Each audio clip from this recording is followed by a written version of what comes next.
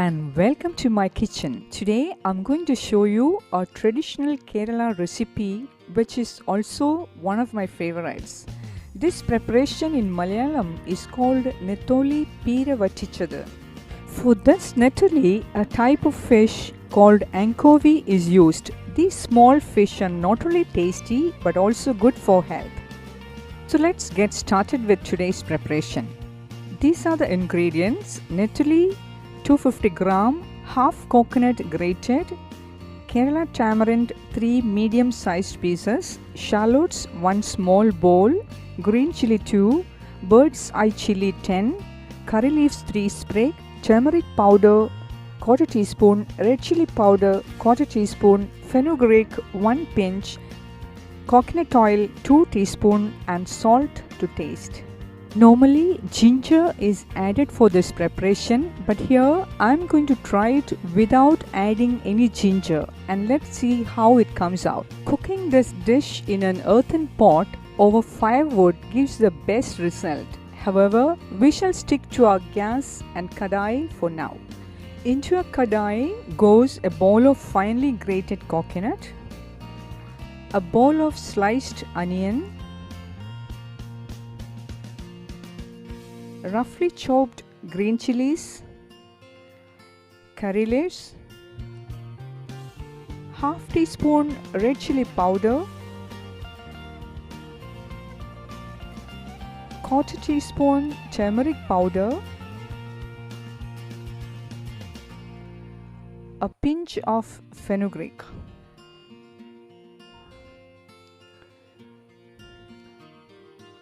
What goes in now is a Kerala tamarind, which I had soaked in water with some salt for half an hour before adding it in. This kind of tamarind or kudampuli is almost exclusively used in Kerala cuisines, especially in fish curries and seafood.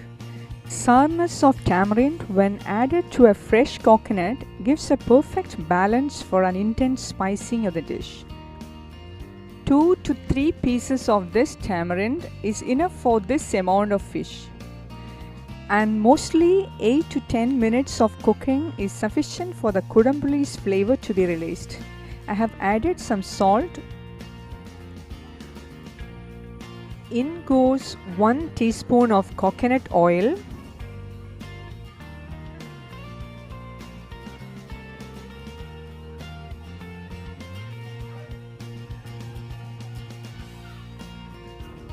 finally, I am adding the cleaned anchovies and mix it gently.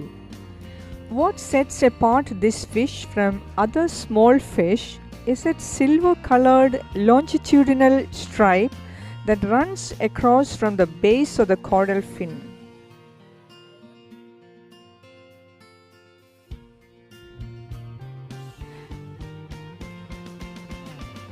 I'm going to add in some water. See that you don't add much water because this dish should remain fully dry without any gravy.